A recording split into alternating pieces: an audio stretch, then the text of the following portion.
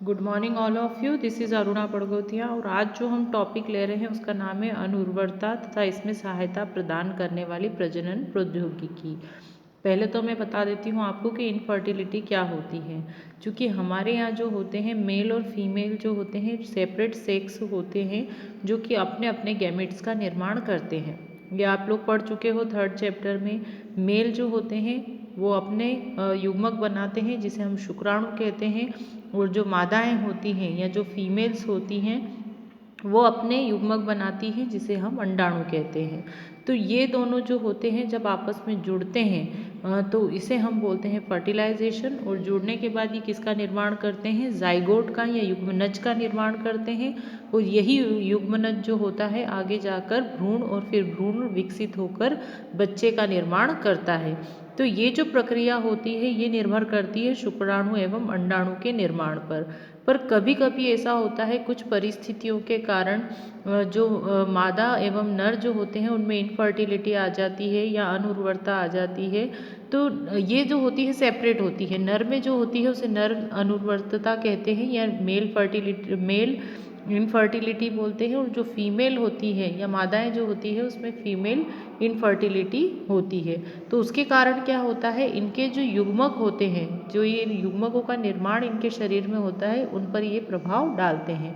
अगर मान लीजिए कोई मेल होता है या जो नर है अगर उसमें इनफर्टिलिटी है तो उसमें क्या प्रभाव डलेगा, उसमें जो प्रभाव पड़ता है वो उसके युग्मक निर्माण की प्रक्रिया पर पड़ता है। मतलब कि या तो शुक्राणुओं की संख्या कम हो जाएगी या शुक्राणु का स्खलन कम हो जाएगा या जो शुक्राणु होते हैं उनमें गति कम हो जाती है।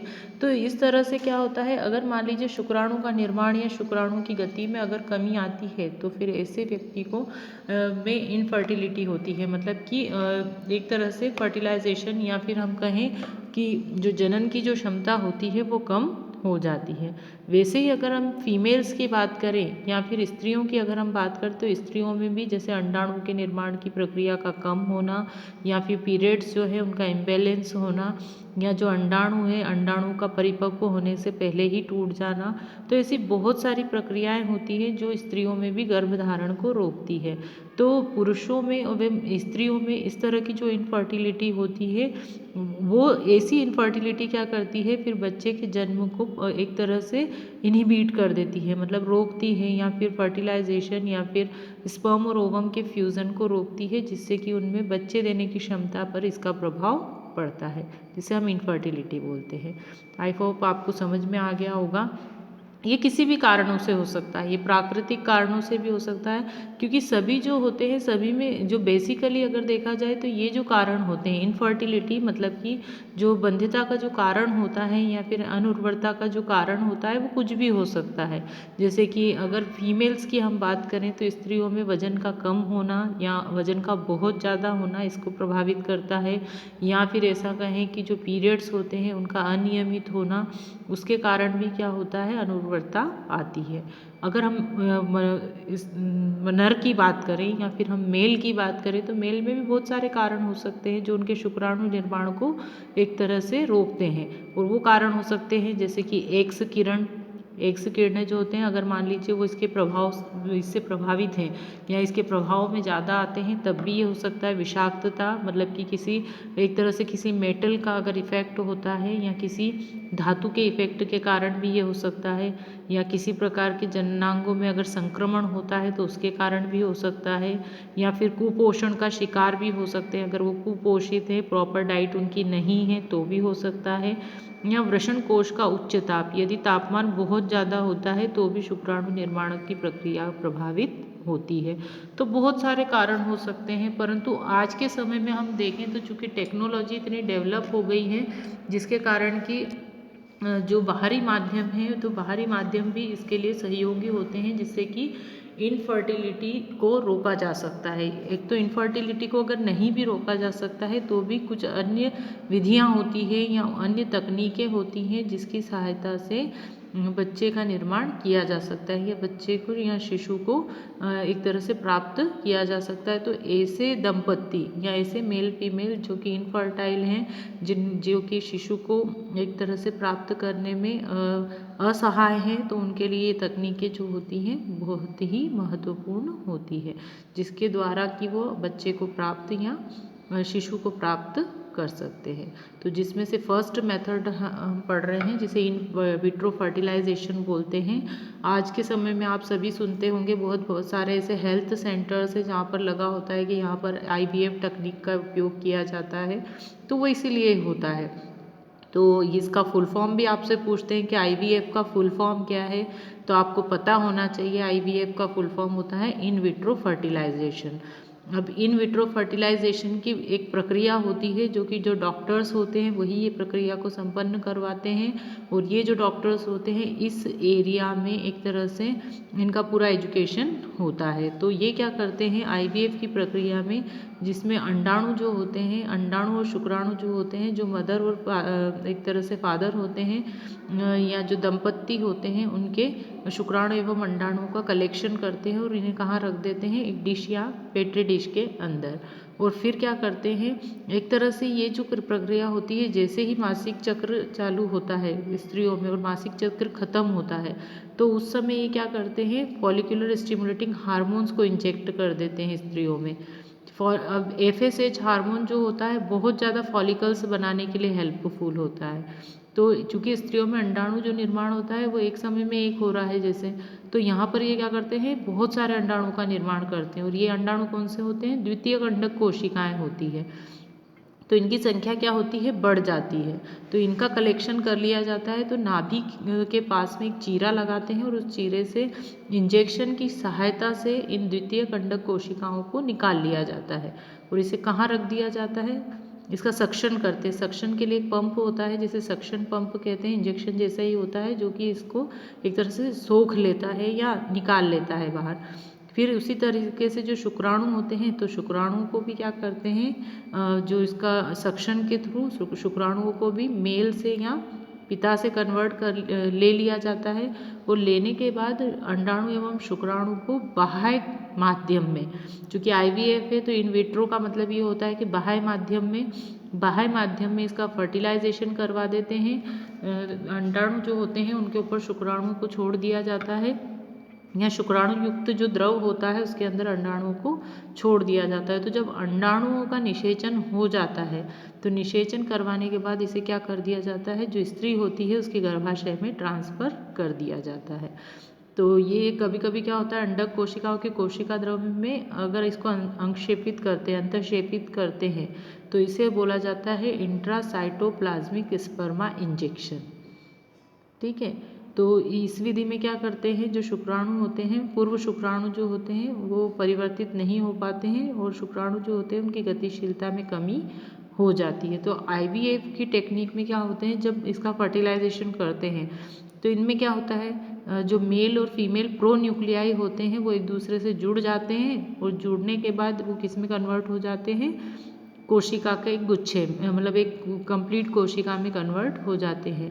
तो ये जो कोशिकाएं होती हैं इसे बोलते हैं जाइगोट, युग्मनज। तो ये युग्मनज क्या होता है, जब विभाजित होता है तो 8 से 16 कोशिकाओं में जब ये विभाजित हो जाता है, तो इसे क्या कर दिया जाता है, वापस जो स्त्री होती है या जो मदर होती है उसके गर्भाशय में रोपित कर दिया जाता है, और फिर आगे का डेवलपमेंट होता है। पर ये जो डेवलपमेंट होता है पूरा ये डॉक्टर के ऑब्जर्वेशन में ही होता है। टाइम टू टाइम डॉक्टर्स जो होते हैं इसका ट्रीटमेंट करते हैं, दवाइयाँ देते हैं, और पूरा मदर का जो एक तरह से जो टाइम पीरियड होता है, प्रेगनेंसी पीरियड होता है, उसमें ऑब्जर्वेशन में उसे रखा जाता है। और ऐसे अब ये जो कंडीशन है, कभी कभी इस पर शॉर्ट नोट भी पूछते हैं, IVF क्या है, इसका फुल फॉर्म लिखिए, तो ये आपको पता होना चाहिए। अब सेकंड कंडीशन आती है गिफ्ट, GIFT गिफ्ट बोलते हैं, जिसे गैमेटिक इंट्राफेलोपियन ट्रांसफ़र बोलते हैं। ये एक अलग कंडीशन होती है वही कंडीशन, इनफर्टिलिटी को कम करने वाली टेक्निक ही है ये भी, पर एक अलग टेक्निक है। क्यों है अलग टेक्निक, क्योंकि इसमें क्या होता है एक्चुअली जो देखा जाए तो जो शुक्राणु होते हैं या जो स्पर्म्स होते हैं उन्हें एक तरह से मदर के गर्भाशय के अंदर ही पहुंचाया जाता है। तो यहाँ पर प्रतिकूल दशाएं होती है तो उससे बचने के लिए इसमें क्या किया जाता है, जो मदर होती है उसको FSH या LH हार्मोन जो होते हैं, जिसे फॉलिकुलर स्टिमुलेटिंग हार्मोन या ल्यूटिनाइजिंग हार्मोन कहते हैं, उसका इंजेक्शन दे दिया जाता है। तो इंजेक्शन जब देते हैं तो जो अंडक कोशिकाएं होती है, द्वितीय कंडिक कोशिकाएं, उनकी संख्या में वृद्धि होती है और वो ज़्यादा मात्रा में उत्पन्न होने लगते हैं। तो ये जो मेथड होती है जनरली इसमें क्या करते हैं, FSH hormone and luteinising hormones जो होते हैं उसको इंजेक्ट किया जाता है जिससे कि जो सेकेंडरी oocytes होते हैं या द्वितीय कंडक कोशिकाएं होती हैं उसका प्रोडक्शन बढ़ जाता है। और जब उसका प्रोडक्शन बढ़ जाता है तो उसे फिर एक सक्शन ट्यूब के द्वारा निकाल लिया जाता है और निकाल कर शुक्राणु युक्त जो विलयन होता है उसमें डाल दिया जाता है। जब इसे डाल दिया जाता है तो तुरंत ही इस मिश्रण को या फिर जो प्रोन्यूक्लियाई होते हैं, मेल और फीमेल प्रोन्यूक्लियाई होते हैं या oocyte और जो स्पर्म का फ्यूज़न होता है उसे गर्भाशयी नलिका में डाल दिया जाता है या एक तरह से उससे ट्रांसमिट कर दिया जाता है। तो जिसके कारण क्या होता है, मान लीजिए कभी कभी ऐसा होता है कि यहाँ पर फर्टिलाइजेशन नहीं होता है तो आगे जाइगोट का निर्माण नहीं होता है, पर कभी कभी ऐसा होता है कि ये प्रोसेस जो होती है वो सक्सेस हो जाती है, जिसके कारण कि जो आगे भ्रूण है उसका विकास हो जाता है। तो कभी कभी अंडाणु जो होते हैं वो निषेचित हो जाते हैं और कभी किसी अवस्था में या किसी कारण से निषेचित नहीं होते हैं। और फिर थर्ड जो मेथड है वो है जाइगोट इंट्रा फैलोपियन ट्रांसफ़र। अब जाइगोट आपको पता है कि जाइगोट क्या कंडीशन होती है, तो जाइगोट में क्या होता है, होती ये IVF का ही एक रूप है, परंतु यहाँ पर जो होता है मेथड एक तरह से टाइम पीरियड में चेंजेस होते हैं।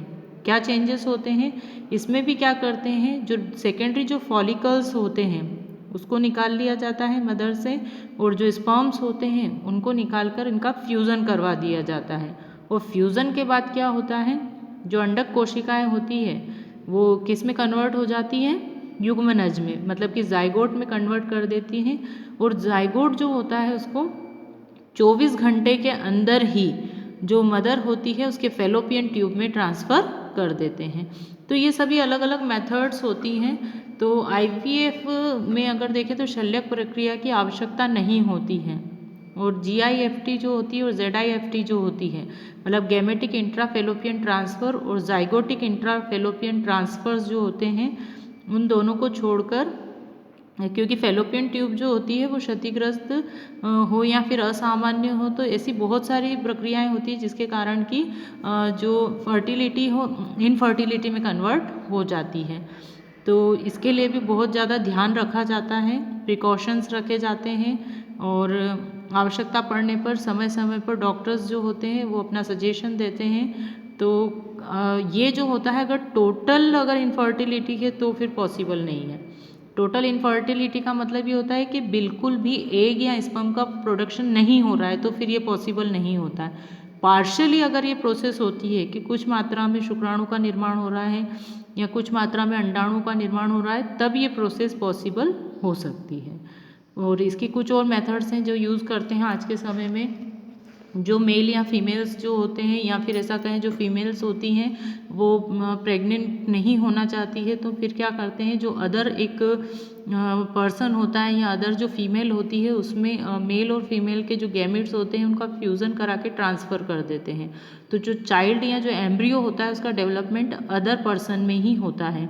इसका एक एग्जाम्पल आपने देखा होगा, जैसे शाहरुख खान का जो थर्ड चाइल्ड है जिसे अब्राहम बोलते हैं, तो अब्राहम जो है एक सैरोगेट मदर से ही बना है या उत्पन्न हुआ है। तो ऐसी माताएं जो कि अदर चाइल्ड को उत्पन्न करती हैं या पैदा करती हैं तो उसे बोला जाता है सैरोगेट मदर, जिसका एग्जांपल मैंने आपको दिया है। जैसे अब्राहम शाहरुख खान का जो बेटा है तो उसमें जो प्रेगनेंसी पीरियड था वो उनकी वाइफ का नहीं था, वो किसी और के गर्भ से उनके बच्चा उत्पन्न हुआ है, तो इसी प्रोसेस को बोला जाता है। या ये एक तरह की मेथड है जो हाईटेक सिटीज़ में यूज़ की जाती हैं।